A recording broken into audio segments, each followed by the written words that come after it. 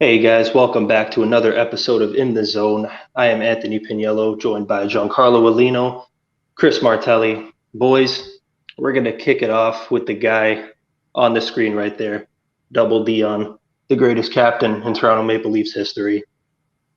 He retired recently, and the Leafs actually won. They never win on these nights when they honor people. They usually get smashed. It's nice to see. So, Chris, we're going to kick it off with you. When I say Dion Phaneuf, what's the first thing that comes to mind? How serious he was, how mean he was. He was one of the last guys that kind of represented the old school defenseman mentality where it's always hitting, always aggravating the other team. He would get points, of course, early in his career. He was unbelievable starting his career with 20 goals and 17 and then 17 again. And his career year was in 2007. So he was only like 22. He was doing like what Fox is doing now, but like he was a way more physical and way more dominant. So in his prime, he was definitely a problem. The Leafs thought that that's what he was going to be when going there, like a dominant two-way defenseman that's gritty, that can also get points. But unfortunately, he was more just like, again, the second year they hand him the captaincy, and he just played that role where it was always team first. He would block the shots. He had a cannon of a clapper at the blue line. I remember that. But yeah, his tenure with the Leafs, obviously it was the rough days when the Leafs were not that good, but he was just overall a great captain and an overall pretty damn solid defenseman. Oh yeah, he ate up a lot of minutes there on the Leafs when they didn't really have anyone else that can step in that role, and he did it well. Uh, Sometimes took himself a little too seriously in the media. I think that was an issue a little bit, but he was part of the leadership group there. I just don't think sometimes he was treated fairly. Like I think people put in perspective, like they had all these expectations that they're going to win the cup. I think that's kind of their fault a little bit for hyping up the team too much, and then you disappoint. But when you look back at some of those teams, like they really just had Kessel, Phaneuf, Lupul. Like it's kind of hard to have those kind of expectations. So I think they expected a little too much from Phaneuf as a captain. It's kind of hard filling in Matt Sundin's skates over there when you're following him, but he did a good job for his time and conducted himself nicely. Good pro. He was a part of it was a hysterical time, really. Um, he definitely miscasted. Way too much was put on his shoulders. I think Leaf fans realize it now because during that era, like he got shit on big time. It would just when things went south, it's fucking Phaneuf's fault or it's Kessel's fault. There's no other option. That and the team shit, of course. But yeah, he always conducted himself in such a professional manner. I'd say overall, he was a good top four defenseman. Everyone expected him to score 20 goals like his rookie year, and it was a hysterical time. Like you just go through the teams, but yeah, good career overall. What else you got on Dion? I mean, just overall looking at the media, man, like they killed this guy. I think, like even mentally, I know what happened with Freddie recently. He had the mental illness. I think the media, man, in Toronto, some players, it just eats at them. And I think later on in Dion, so like around the fifth, sixth year, I think it started eating at him, and that's when the stats slowly went down. But do you guys agree with me on that? I kind of feel like the media, even because it was just so bad at that time, like in 2011, 12, when like Lupo was leading the team and Kessel, like it was just such dark times. We would always come like 12th, 13th, not even like bottom two. The It was just worst. tough. Yeah, just in the worst spot every single year. So do you think it was the media that kind of was the reason for this, or it was just the players altogether?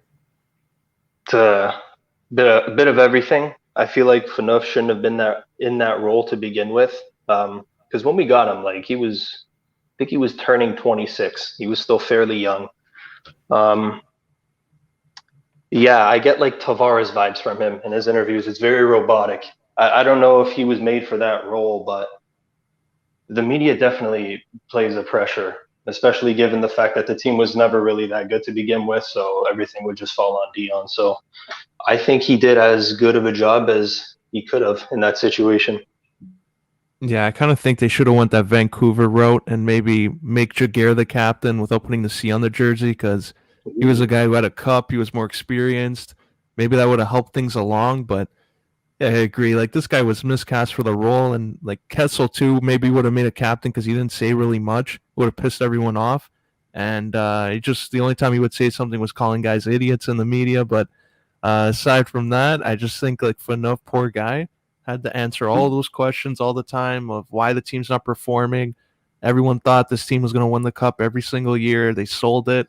He just still went on to the next day, tried to improve the defense, which wasn't that great to begin with. And I just think when he got traded, he may have gotten appreciated a little more for what he offered that team because the Leafs ended up being last place and get Austin Matthews. So I think that probably is what maybe turned people's opinion on him a little bit to more of a positive instead of a negative.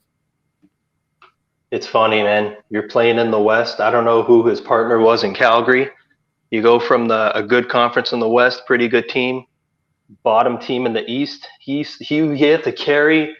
Let's go through some of his fucking teammates, okay? Because this is bad. He played with Carl Gunnarsson a majority of his career. Let's fucking appreciate Dion here. I think he played with Cody Franzen quite a bit. Brett Lebda was in there. It's a tough spot. We had John Michael Lyles, good fucking pro, but you know what, man? Morgan Riley right now would have been nice for Dion. Oh, can you imagine that right now? That would have been unreal. Good God. I think there was that 1 year in Calgary, like that core was a lot better. They had guys like Regier and Bolmeister. So he had a Ginla too. Like he had great pros around him. And I think when he went to the Leafs, it was a wake-up call. Like, oh shit, am I really a number one defenseman?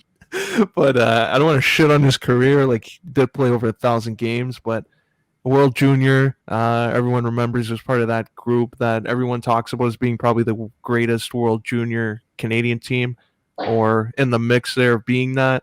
That was easily the best tournament. You had Russia with Ovechkin, Canada, Russia, and then you had Sid on the team. So he was part of that great roster. I think at least he won that, so that's good for his career and something that everyone can remember him by, especially that double Dion hit. I think another thing that I don't know if you guys know this. He's in the top 75 Leafs all time when they came out with that list. Oh, yeah, he should be. Yeah, he should be. I don't know what your guys' reaction. You say he should be, but like when I first heard that, my initial thought was, "Oh fuck no!" And then you go through the list again, and you're like, "Oh my god, he absolutely deserves to be here." And I don't know if that's a shot at the franchise or if that's good on Phaneuf. I don't know. I think it's with a little the bit of Leafs, both. Yeah. Yeah, it's a bit of both. You see, like, I don't know if I saw JVR in there. I just started laughing. I saw Phil in there. I'm like, well deserved. Oh, yeah. Even JVR. Like, for when I first think JVR, I think, really? Like, that's okay. Then you go back and you're like, oh, wow. Yeah. Yeah. Didn't he have 20 goals every year with us, at least? Pretty sure he had the 36 on his way out, I think, with his first year with all the kids, with Matthews and Marner. Oh, that's incredible. But it was just because it was a hysterical time. And it was 6 years with him as captain. I think they have the half season with him. The Phaneuf jersey with him as the A. If you have that jersey, good on you. I don't see anyone with that. And they gave him the C immediately. And they made the playoffs one fucking time. And it was during that lockout season, and we all know how it ended. So good pro, hysterical timing. Would you put him above Thomas Caberlet in terms of Leafs? Absolutely fucking not. No. Exactly. No. So I want to see that list after that has him No. 75 because I better not be seeing Caberlet under Phaneuf. Yeah, there's no way he's higher than Caberlet. There's no way. Who would be ahead of Caberlet within the last 20, 30 years or so? Like Riley. Nah, I don't even know there. Yeah, 1 year. I don't think so. You got McCabe in the realm there somewhere. Other than that, you got to Definitely. go back to like fucking Salman. And then they got guys like Brian Leach, past their prime. Nice little No. years there. Phil Housley, that's another one. 3 games. Superstar. Just imagine if they had them With in the their Leafs. prime 5 years earlier. Yeah, those early 2000 teams are the best examples.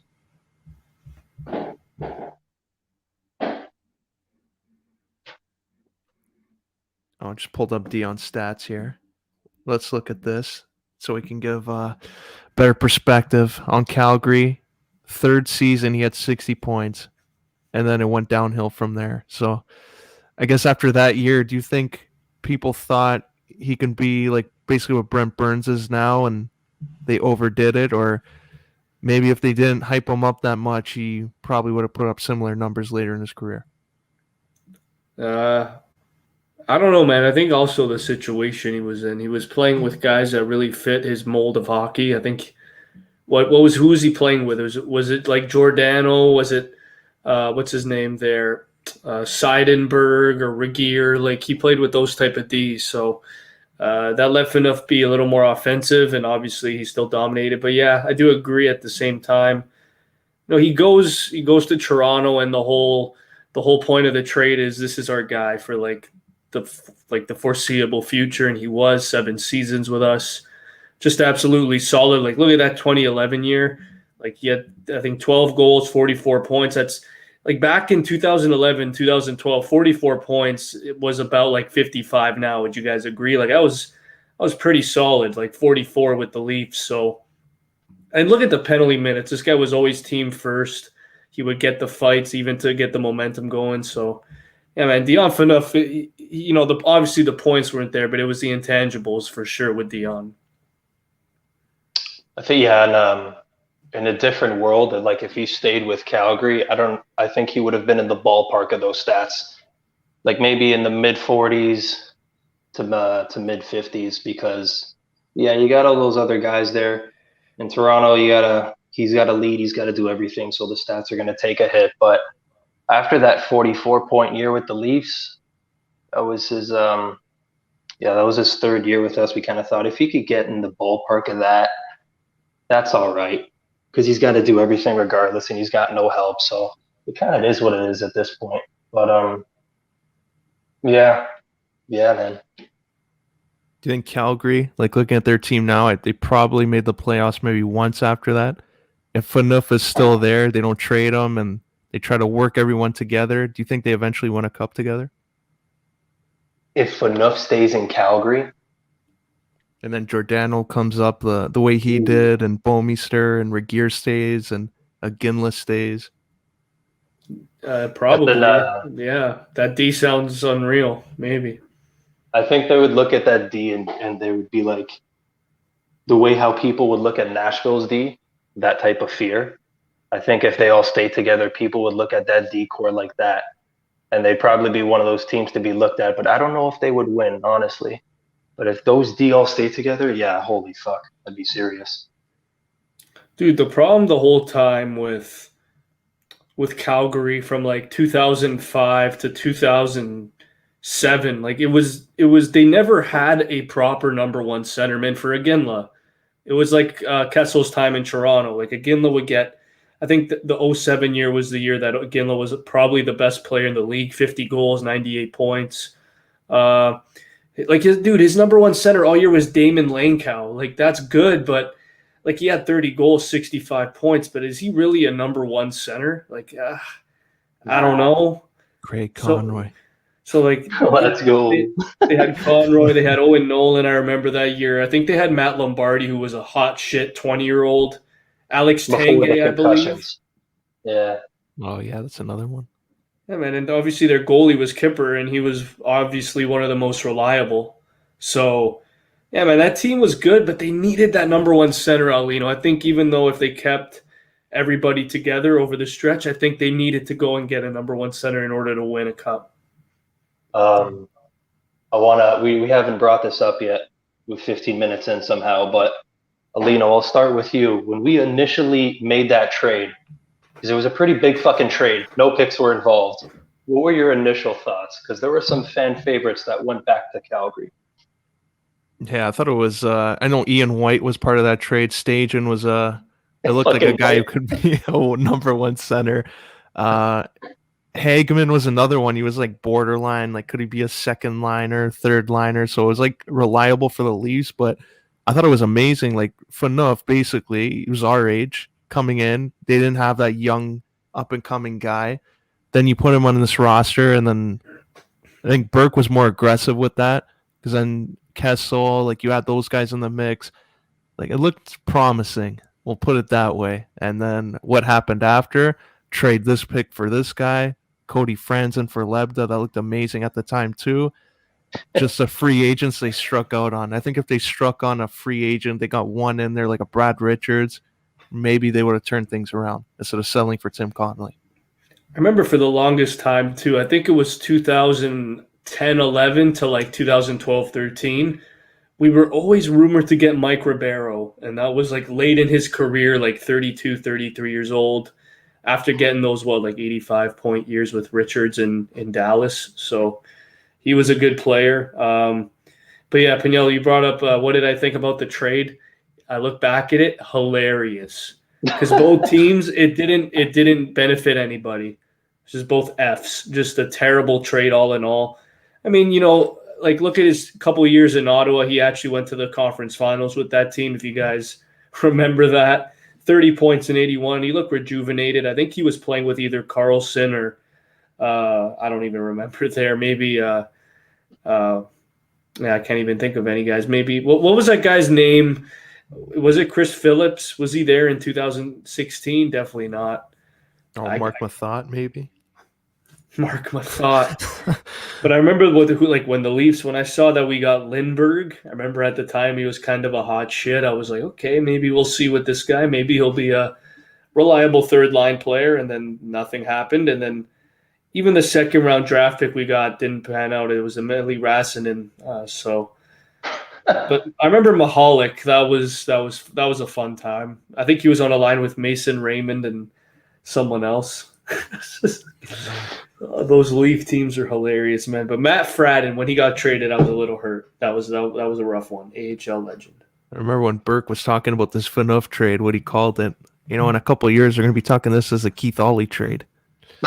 Still not talking about the Keith Ollie trade, but nice little effort at the time. I find it amazing on Burke's part that he didn't have to give up picks for a guy like Phaneuf, in all seriousness.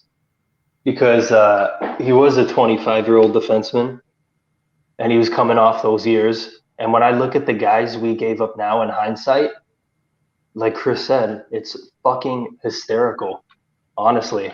Matt Stajan, Nick Hagman, Ian White, and Jamal Mayers. Good Leafs, loved them all, but oh man, I think all of them were out of the league within 3 years after that. Yeah, even that trade, to get him.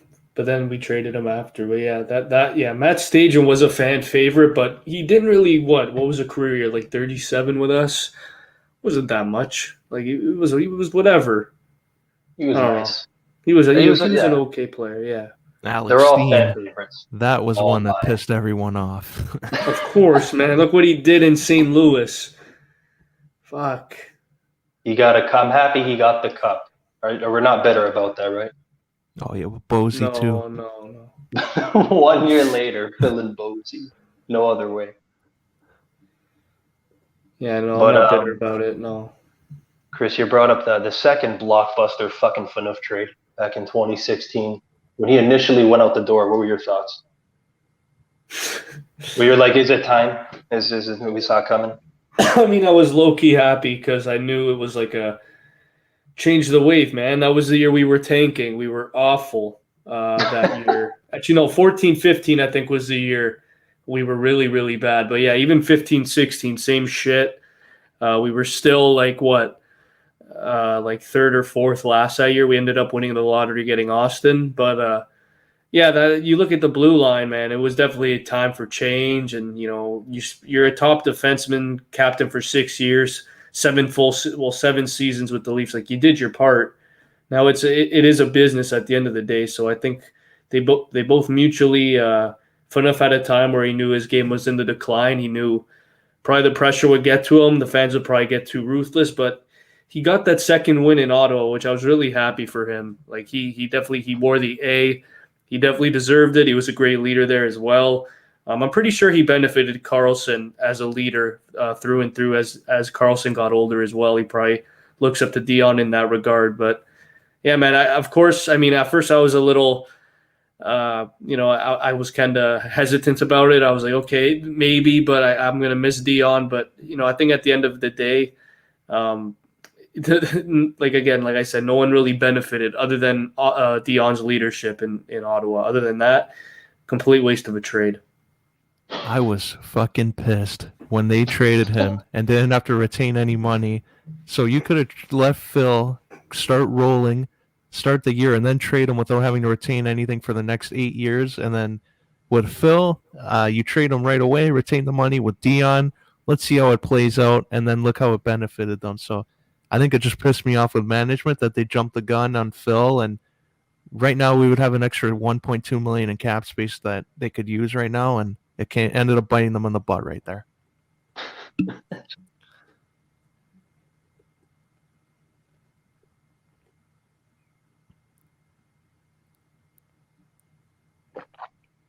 Speaking of Dion, he got a nice video tribute. I think it's about time we open up this discussion. Where's Phil's tribute? Oh, man. You didn't get a tribute? No, he didn't. I remember that. Why was that, Aulino? Were the fans sour? Like, what happened management. there? I think management might be a little sour. Some jealousy over there, I think. He was the best Leaf for, 5 or 6 straight years in one of the worst times. Like, he got easily 67 or more points every year with Toronto. Low key. Like, probably a top 20 player at some point as a member of the Leafs. Phil's situation is 100% the exact same as Dion's. Too much was asked of him. He did his job. He did everything that was asked. He came out. He scored 30 every year. Awesome player for 6 years. I think it's coming. It's definitely management. I don't remember fans at all being salty about Phil's departure or anything like that. We actually cheered when he got traded just because that's just the mindset of a Leaf fan at that time. Oh, man. Gotta love it. Next time Arizona comes, if he's still on the roster, hopefully not, gotta put that video package together. Get some intern to throw some clips together. I think for Phil, he's got to leave that team because the Coyotes are on pace to be historically the worst team in NHL history, and I don't want Phil Kessel to be associated with that. I think they're doing it on purpose, and I still think they're not going to get the first overall pick, no matter how much they try to lose games and just try to stink up the joint over there. They're not getting the first overall pick. Jerry didn't give them Matthews, so he's not giving them anyone else. They're at like American Thanksgiving almost, or past that, and they have a win. They have one fucking win. It was against Seattle. That's bad.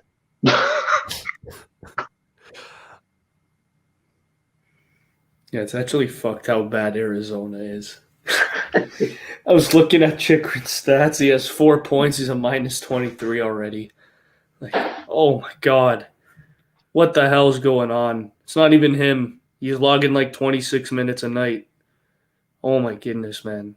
So bad. Andrew Ladd is your assistant captain. Guy hasn't played, I feel like, in 2 years, and he's your assistant captain. That's the guy right there. The Canadian kid. Just give Phil the C there. Or Chikrin. Just give it to Chikrin. Give him the C. This is ridiculous. This like even Keller, man. Like be a little better. Get like 55 to 65. I know it's hard there, but you're skilled. I have faith in you. You were once the number 1 prospect. Fuck.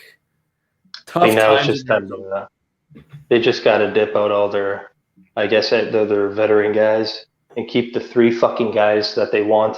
I feel like they traded their best player already, but you got Keller, you got Chikrin, build with that. But should we stick with this negative theme with the Coyotes, or should we talk about the fucking Leafs who are 9-1 in their last 10? Let's just pull up this. You got to see this. I couldn't even believe this when I saw this. I almost fell off my fucking chair here. Uh-oh. Look at the leaders on Arizona. Oh no, it's probably so bad. Ghost. Oh my God. Good for him. But damn. 13 and 17. Phil Kessel, 8 and Someone 17. should pick him up. Look at Andrew Ladd. And Look at look the down minus here. on Chikrin. Travis There's our boy. Boyd.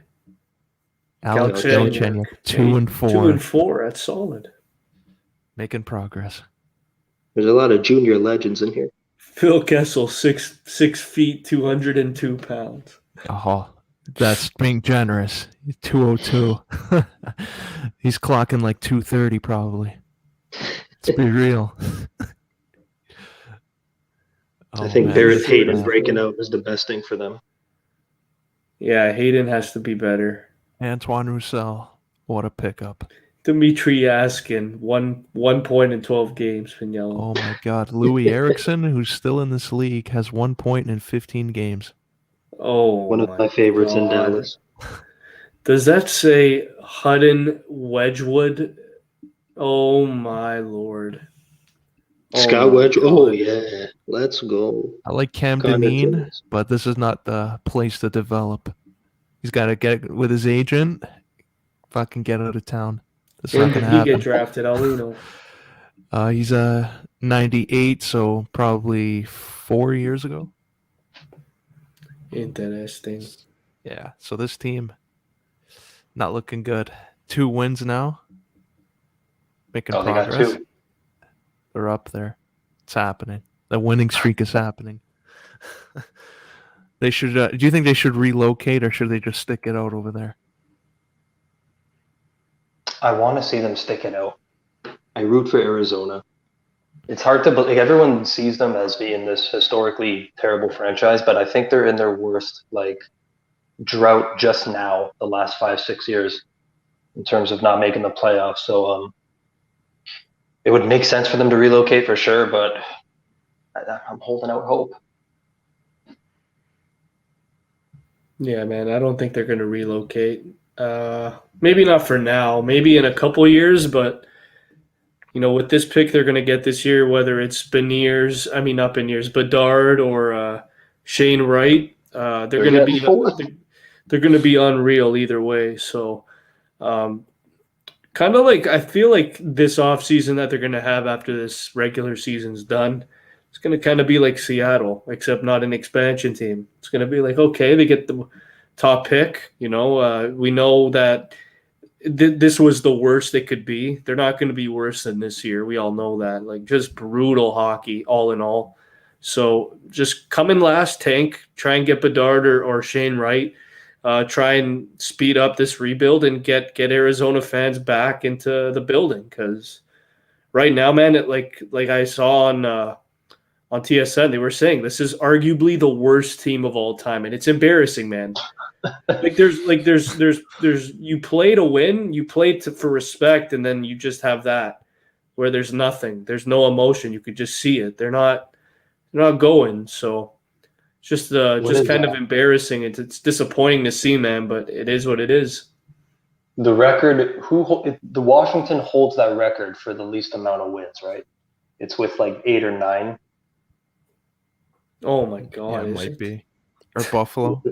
What are the chances now that the Coyotes beat them out for that and they get less than 8 or 9 wins, whatever the exact number is? They're in Philly. They're going to process this one. The year they went for Ben Simmons. Go for 10 wins.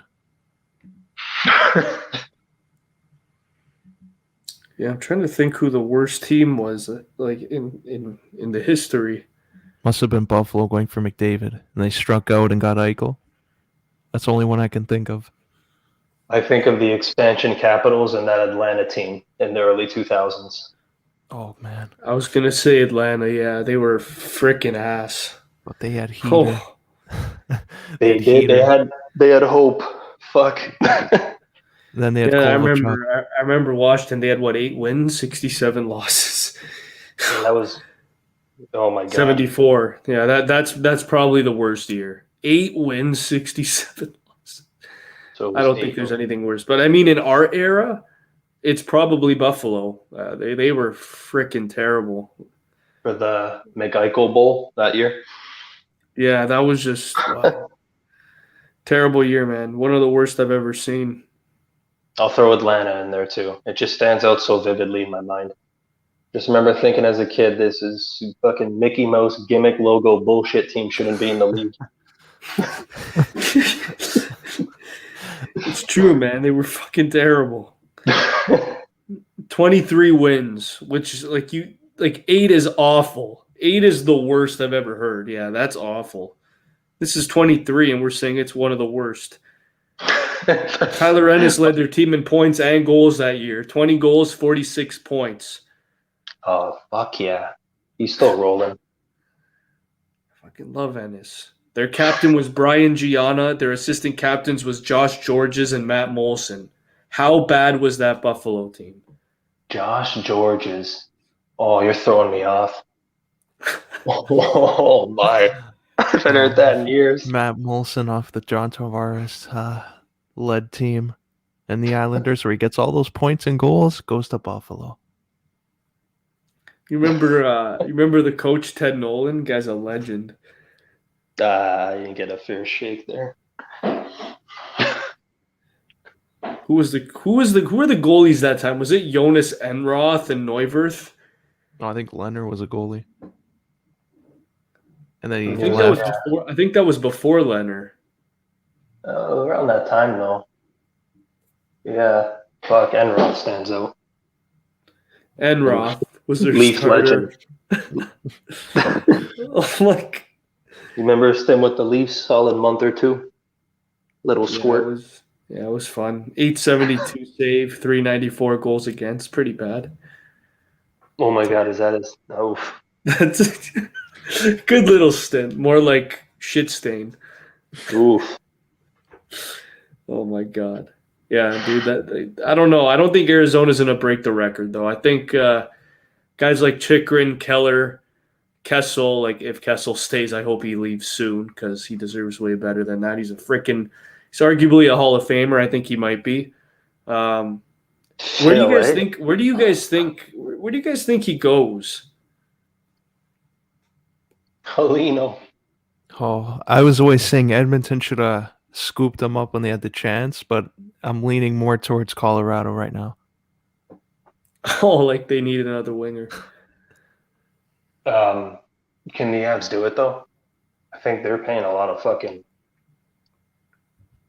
I'm not sure. I'm really not damn. sure. What do we think about Florida? They love forwards. Oh, would be nice. Muck it up on the third line with Reinhardt. Just who would they trade if they want to get rid of? That's the only problem. Duclair and a second. Doable.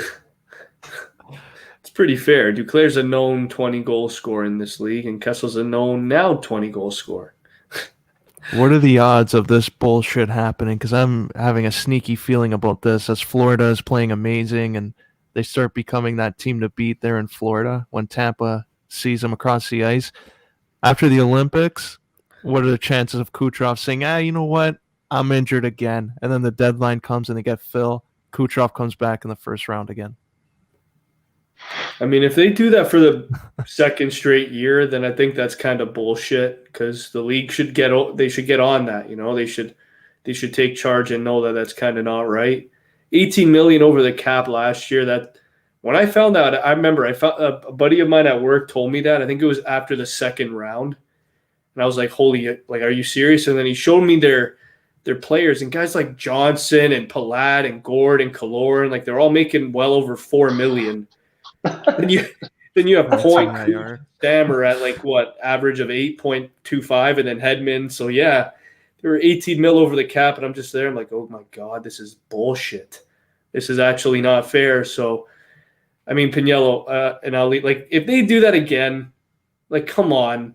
I feel like that's when you have to kind of investigate that back-to-back years and they allegedly three-peat. I'd be happy for Phil, but it's bullshit. Phil would have a three-peat along with Tampa. So just for that reason, let's go. Imagine. Go Leafs, go. Stamkos will take turns. 1 year it's Stamkos, the other year it's Hedman. They all go down with like long-term injuries. They're back in the first or second round of the playoffs to make it look not suspicious. We'll take turns. Unbelievable, man. Freaking. Are they a threat to three-peat though? No, I think Florida messes them up again. Absolutely. No, man. Florida. It's Florida's time. If they had Ekblad, I think they would have won last year. It's definitely not the Islanders' time. That's for sure.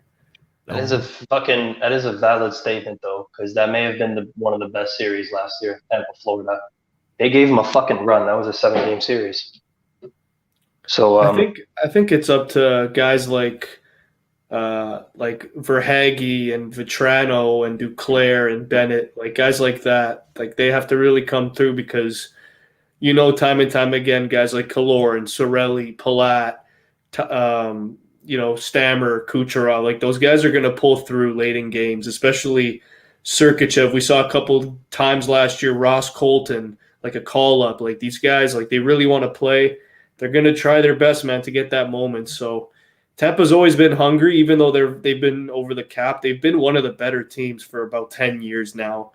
So, like, they've had it nice for a while. John Cooper, to me, one of the better coaches in the league, and it's a great situation there. But, yeah, Florida with Bobrovsky and Spencer Knight, arguably that's probably the best duo in the league, other than Campbell Mrazek, of course. But, Campbell's looking like a Vezina-type goalie.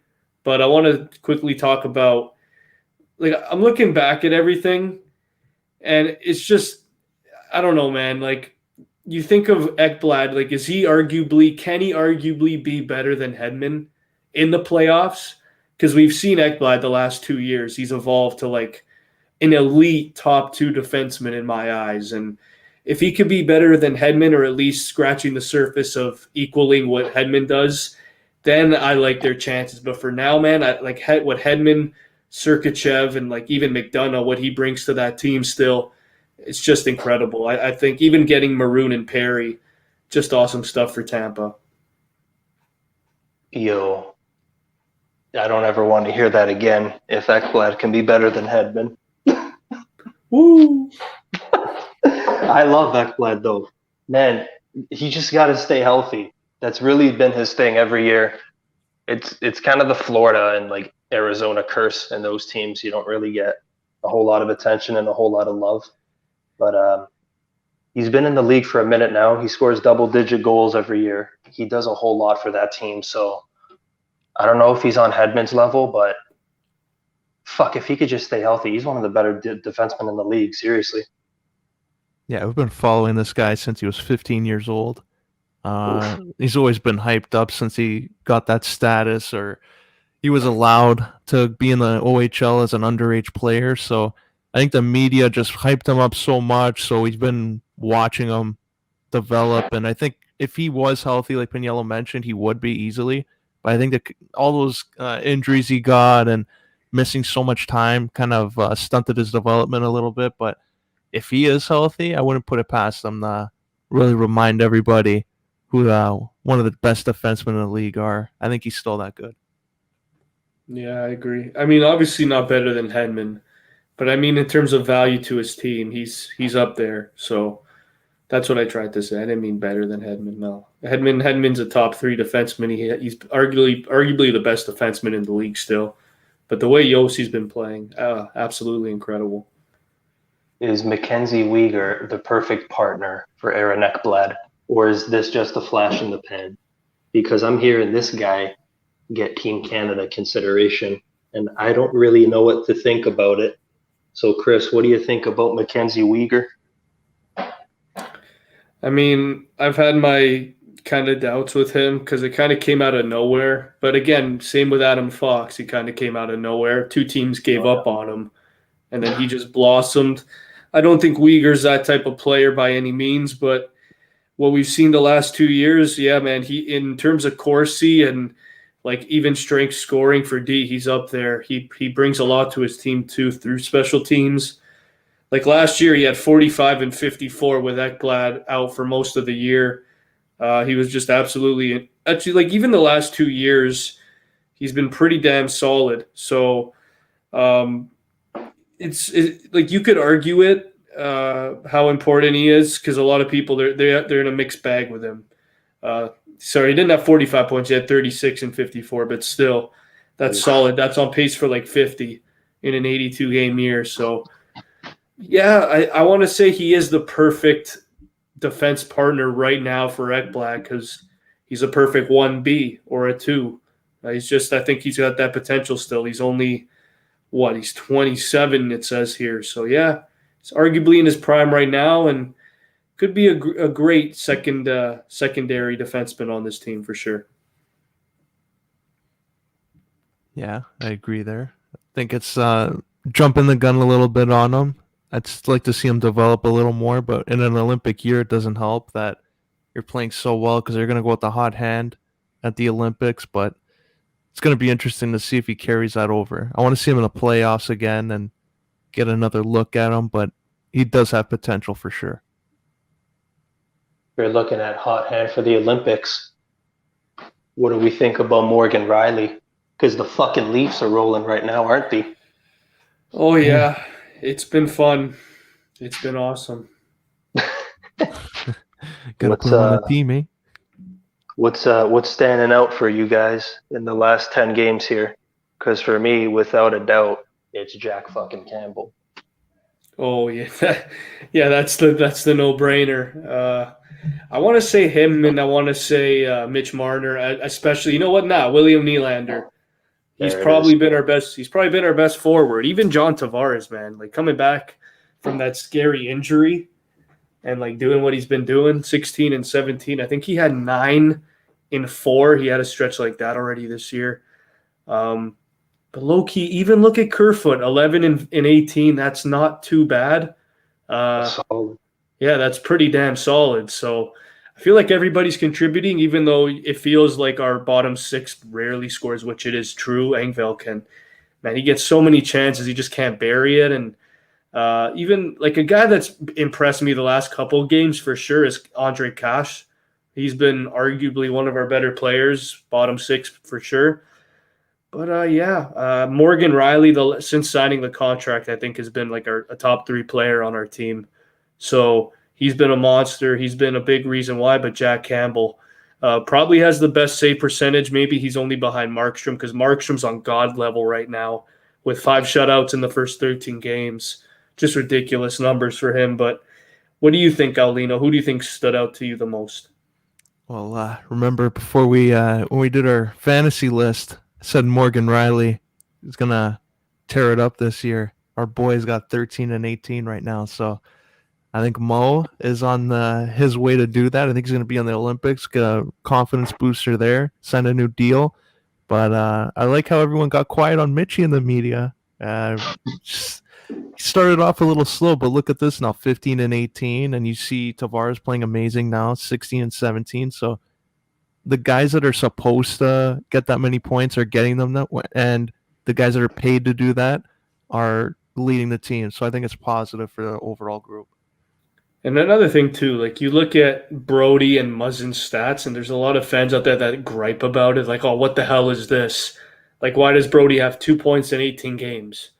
It's like, no, look at the role he plays. He's a great shutdown defender.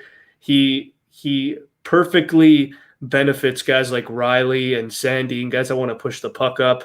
It's just a perfect line mate for Morgan Riley and defense partners. So for him, it's not about the stats; it's about what he does on the ice, and that's what he does is just defend the best players night in, night out. And when Morgan's going on a rush, it's usually Marner who steps back, Marner and Brody. So, I mean, Brody, man, for his role, just absolutely one of the more underrated defensive D in the league for sure.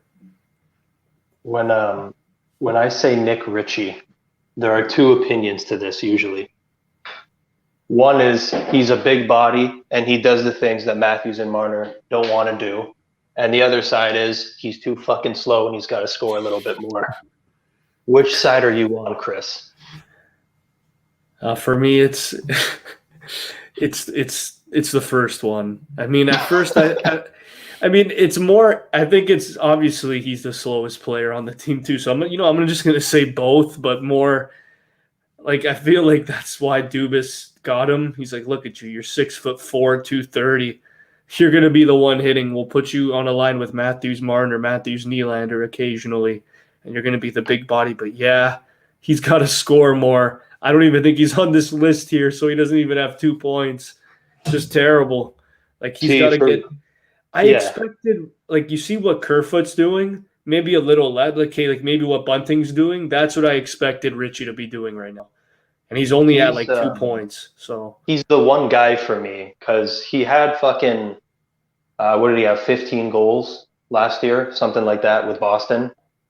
Yeah. Like he mixes in well with those forwards. You just kind of assume. No one thought he'd score 25 goals and fucking be the next JVR or anything like that. But if you're with Matthews and Marner, you got to have more than 2 assists in 18 games. That's a little ridiculous to me. I don't really. Yeah, come on. Yeah, he's a ghost out there. Yeah, I think that's why they got Kyle Clifford. No, man, honestly, I wouldn't be surprised if he doesn't play. If Richie's the guy that gets kind of he either sits or Simmons sits or Engvall. I think those are the 3 to me that are sitting because everyone else has been pretty damn solid. You're not going to sit Bunting. Yeah, Michael Bunting. Like, there's no difference to if you swap him and Richie. That'd be better. Bunting's playing on the fucking 4th line. I think that's where Bunting fits. I think that's where he fits, Bunting. I don't think he's a top 6 forward on this team. I don't think so. Not with Kerfoot and Cachet and those guys ahead of him. There it is. Yeah, I agree there. What's more likely, Richie going to the Marlies or Richie getting traded? Ooh. At this point with the production, I'll say the more likely is he gets waived, no one takes him, and he goes to the Marlies. Because like 2 points in 18 games, that's garbage. That's concerning. So he's making what, $2 million? Like 2.5. Yeah, they paid up for. So if that production keeps up, yeah, for sure. I don't know why it was. Oh, this guy's got 2 points in 20 games. Yeah, we'll give you a second rounder. No, I don't see that. It's probably like a conditional 5th at the most. If it's last year's Richie, 100% right now.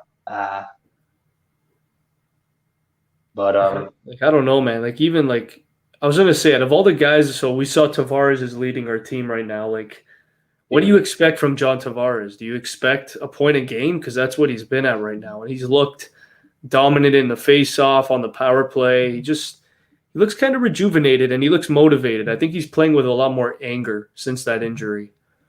Oh yeah, for sure. Point per game for me. That's what I'm expecting.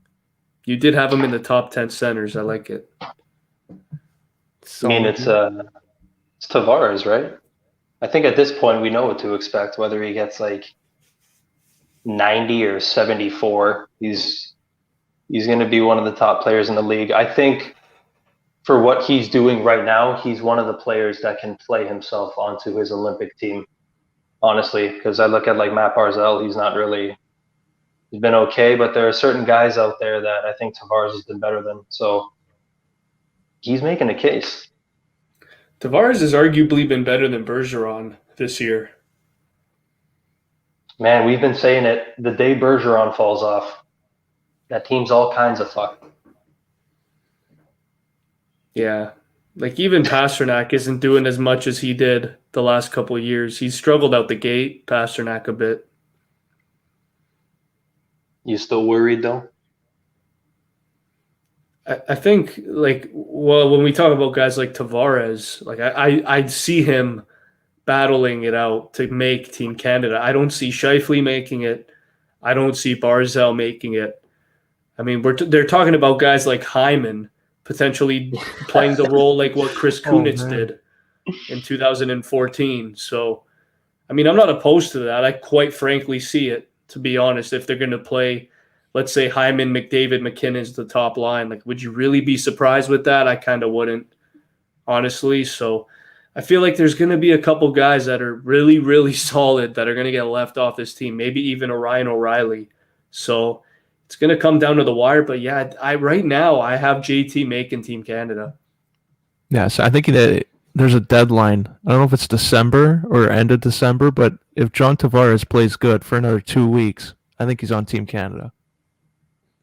I mean, yeah, when you look at kind of the swing that Team Canada's in, also, who are their veteran players? They got Stamkos, Pietrangelo, Bergeron, Crosby.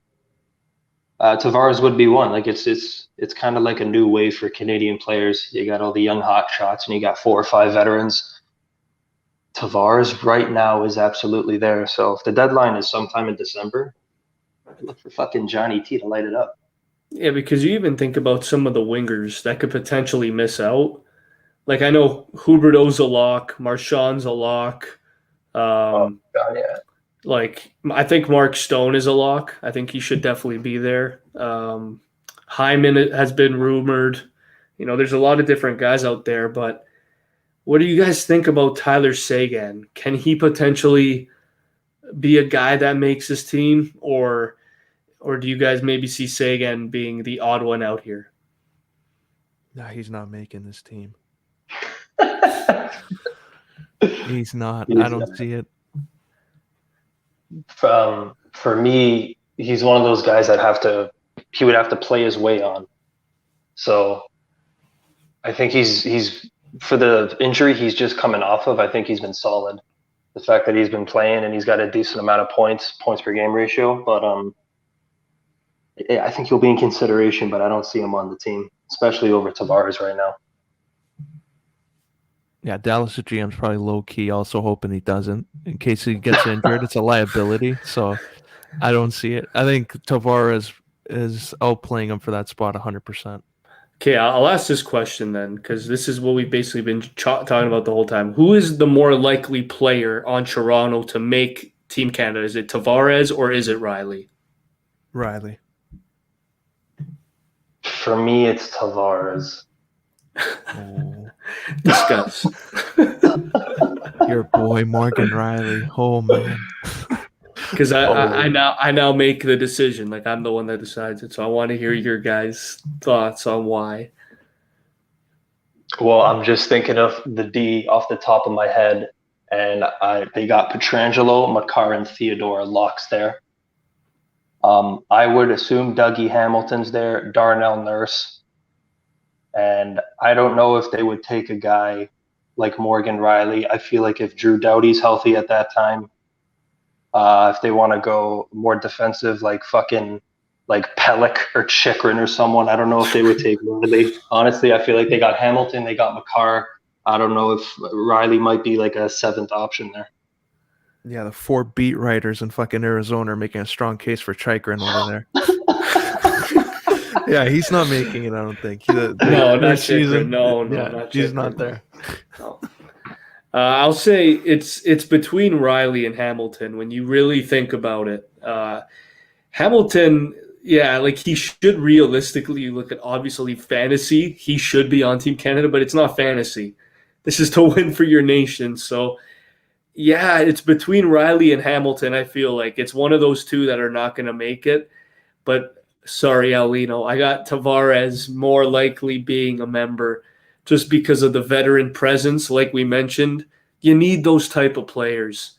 And obviously guys like Giroux, Ben, Seguin, they're not quite good enough to kind of represent the team. So I think a guy that's out there like him, that's a veteran, he was one of the most touted prospects of all time. He was the McDavid before McDavid. So I think John Tavares being on this team, maybe a third line with maybe even Marner, you have them link up together in the Olympics, that would be pretty dope. But I have John Tavares for sure making this team. But Riley, it's a little closer just because of, like you mentioned, Makar, Theodore, and Pietrangelo are locks, and you don't know who they're going to take, whether it's Uyghur, Pellick, like any of those defensive type of D. I should have said Uyghur. That's what I should have said. More defensive type of guy. Can you imagine though around the league if Marner, Tavares, and Riley all make Team Canada? You think fans would be like, "What the fuck's going on?" Oh, I I think it feel would like be like not as bad because I think in 2010 when Komisarek made Team USA, I think there was a little bit of an uproar there, but I think they'll be fine this year. you know what I'll say. I'll say yeah. It's pretty bad. Um, you know what? Honestly, it's just so frustrating because I don't really know what the hell to think. Like, the media is probably going to attack all three of them. You know what I mean? Like, if they all make Probably. it, you're going to look at the memes and it's going to be like, this is the wrong way to win. Like, you're not winning with these three guys on your team. I feel like there's going to be so many comments like that. And it's going to, like, there's going to be comments that are going to say, Marner 2019, 2020 playoffs all over again. Like, he's going to go invisible and Team Canada is going to struggle. But you got to remember, we got McDavid, we got McKinnon, we got Crosby, Huberdeau. We're loaded. So don't worry about it. Even if all three of them make it, we're a lock to finish top three. There it is. Watch them lose the first game, and they'll be like, "Oh, it's because they have 3 Leafs on their team." The next game, they're going to bench all three of them. They're all upstairs, press box. Holy shit! The Toronto media would have a freaking field day with that. Oh my god. Team USA, real quick, because there's a guy on the Leafs there that I seriously think is making a case, and it's Jack Campbell. There it is. So I don't have the USA players in front of me. I don't have the list of goalies. I assume John Gibson's going to be there. Absolutely. Who else off the top of your head? There's another. For me, before the season started, it was Gibson, Hellebuck, and Demko, but now I have Campbell over Demko. So I think those are going to be the three moving forward. He just flat out deserves it. He's been lights out, Campbell. Yeah, like it was a mediocre start for the Leafs in general. And the last 10 games, I think it was that Hawks game, we started our win streak.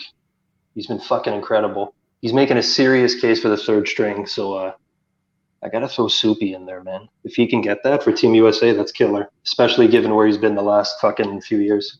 And I don't know if you guys could agree, but that's not even being biased. Like, the stats prove it. Like, they're there. Even last year, what did he go 17-3-2? Like, he's been doing it, man. Like you mentioned, 2019 season in LA, when Quick, had those groin injuries and we already knew he was not starting anymore. Campbell took it.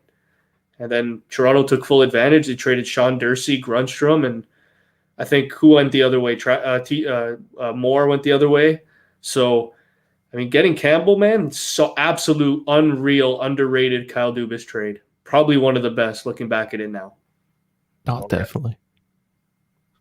Well, guys, before we wrap up this thing, real quick, this one of the worst, probably the worst built-up pay-per-views ever on WWE Survivor Series, because they never even really did anything to build it up.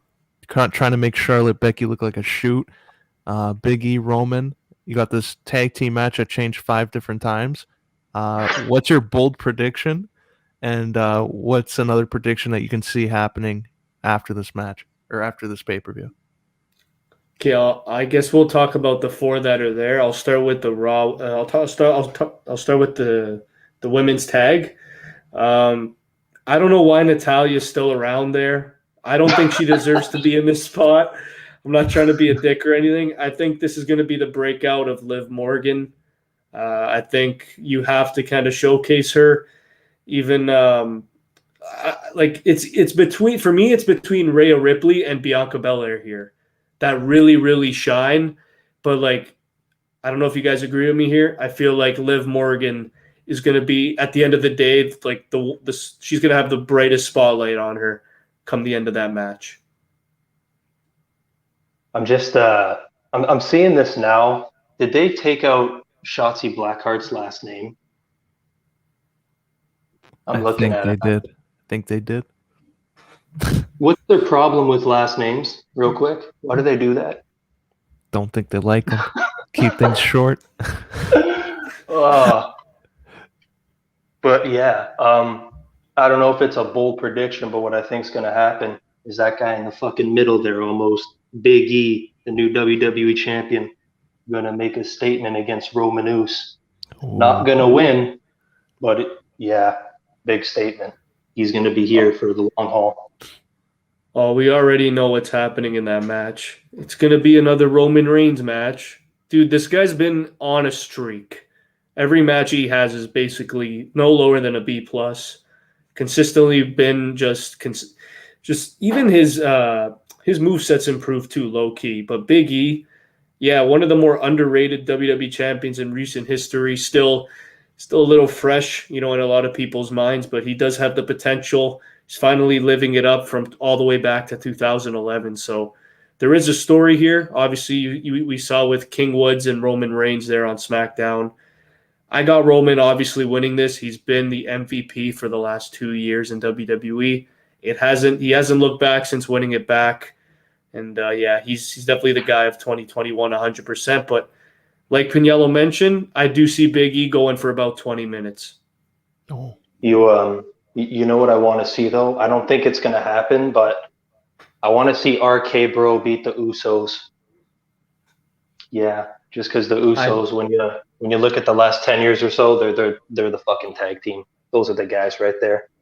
And RK Bro, they're very popular. I feel like if they can take them off, they'll be taken seriously as one of the top tag teams in the fucking WWE. But until the Rumble.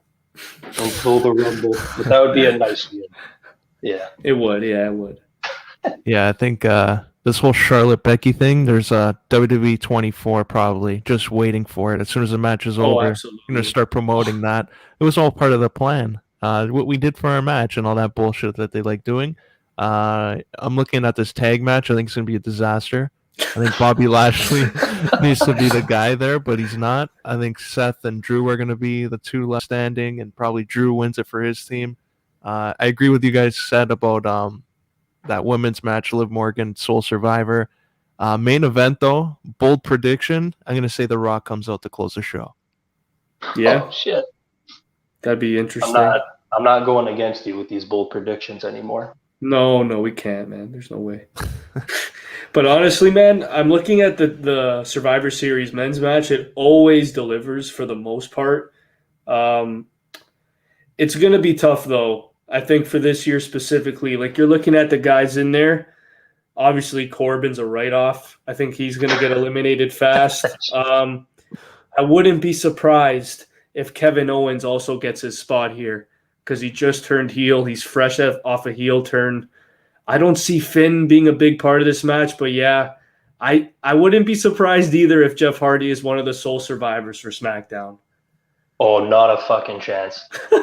Come on, out in man. 10 seconds. I feel like they did this. You met the Survivor Series we went to. They took out, was it Samoa Joe in the first 5 seconds? Yeah, and we're like, what the fuck? We just looked at each other and we're like, this is bullshit. I feel like Lashley's going to be that guy. And we're just going to be like, are you guys out of your fucking mind to do this right now? Yeah, so I don't know, maybe not Lashley, but it would be a fan favorite, like within the first minute. I think Xavier Woods one year was, I think it was the same year. New Day got eliminated in the first minute in the tag match, and we're just like, this is bullshit. So maybe that could be Finn. Who knows? What do they do here with Finn? Because he's kind of in limbo there. Oh, it sounds about right, though. Man. I don't know anymore with him, man. I thought he would turn heel, but they turned KO. So I don't know, man. I feel because now Seth is on Raw too. Like you can't have all three of those top guys, and even Bobby all heels. It's too much for Big E, man. You need a face there. So I gotta see KO be the sole survivor here. Just beat the holy shit out of Big E. He's going into the pay-per-view hot. He better not be the first one out. I'll actually be pretty upset. Yeah, like Aulino, out of all the guys in this match, I want to see King Woods and I want to see Kevin Owens go really far. Like I want to see King Woods have his opportunity. He already had it, but I want to see them continue with him. Another one here. How do you reintroduce The Miz now? They kind of goof this now with John Morrison getting released literally the weekend of the pay-per-view. Fuck. Is he? I guess he's full healthy now. I guess, have him maybe attack Seth Rollins. I mean, I don't know. I mean, he could come back as a face. I wouldn't be surprised, and it worked. But if he's a heel, like again, maybe go up against Finn. I'm not too sure, man. Maybe go after Damian Priest. There's a lot of options there. You can do whatever the fuck you want with Miz. That guy is a chameleon, and I have all the faith in the world in him. But they did Morrison and his wife so fucking dirty. They released Taya on the first set of fucking list of wrestlers a few months ago, and I'm like, oh, they didn't release Morrison, and then they released him the other day. Like, why wouldn't you just send them off together? That's like they're teasing them. That would seem pretty cruel. Yeah. It's tough, man. It's tough. It's a tough situation because you look at AEW, all the guys they're getting, and now you see WWE. For some reason they're releasing everyone. I guess they can't afford everyone, but unfortunately, some of those guys, man, it happens, and unfortunately, he was one of them. For the Miz, though, would you like to see him back in a serious role or some more comedic stuff like what he was doing with Priest before? Either way, man, I think he's been gone as a singles competitor since he was the champ. So I think fans, regardless, are going to be excited. But I do want to see him back as a face because I think that momentum and, like we mentioned, the amount of potential heels moving forward on Raw, I feel like Miz would shine as a face this late in his career. I feel like a lot of fans now, even though you boo him, it's just because of the character. I think the whole WWE universe actually respects this guy. He's been doing it for like 15, 16 years now. It's just unbelievable. Yeah, I think they had something there. It was starting to actually get over him as a face, and then they threw Shane in the mix there, and Daniel Bryan, they wasted that opportunity. Now Daniel Bryan's gone, so maybe Miz as a face would make sense, but I think the whole John Morrison and Miz thing could have been done differently. Oh, what could have been? Dude, I want to quickly talk about the middle match because I didn't really bring it up, but is this heel versus heel? Like, I'm kind of confused here. I'm just going to predict that Becky wins. Like, I don't know. I just have that feeling, but I don't really know what the build is here. I know they've always had that rivalry, but is that about it? Like, I really don't. Because they didn't really try hard to build here. Like, they only had Roman attack King Woods, basically. So I don't know. Like, I don't really know what the build is here, but I'll just say Becky Lynch wins. But this whole thing's been underwhelming. It's what happens when you have a pay-per-view every 3 fucking weeks. And then one of your biggest ones sprinkled in between a fucking stadium show in Saudi Arabia. It's a little embarrassing. Like, if they're gonna have a pass on a pay-per-view, like, it can't be Survivor Series. And if it's gonna be with Charlotte and Becky too, like, they got a storied history. They're probably just like, yeah, the fans get it. Fuck it, we'll throw them together. We don't have to do much this time around. Okay, I'll close with this question, at least to you guys. Out of all the women in that Survivor Series tag match, I'll start with you, Pagniello, because I know you really had her. Do you see this being finally Shayna Baszler's coming out and maybe eliminating almost, I'll say four of the five, and then maybe challenging Charlotte Flair or Becky Lynch for the title? I want to say yes because a Survivor Series match is a good chance to do that. But when I look at the Raw team and Bianca Belair and Rhea Ripley and the way Liv Morgan's been going recently, I don't see it happening this year. Honestly, they've had so many chances with her. They could go that route. I feel like it's still coming. Nia getting released is might help her case now that she's on her own, but for this match specifically, no, just because the other women are pretty hot. That's I true. don't see her lasting longer than looking at this team. Sasha, I don't think she's lasting longer. Natalia, who knows with that. I think she lasts longer maybe than Shotzi, and that's about it. Yeah. Anything else you guys want to add? Take it home, Aulino. Boom. Well, that's another episode, 156. We talked about Double Dion and Survivor Series with some NHL in between. That's all for this week. We'll be back next week.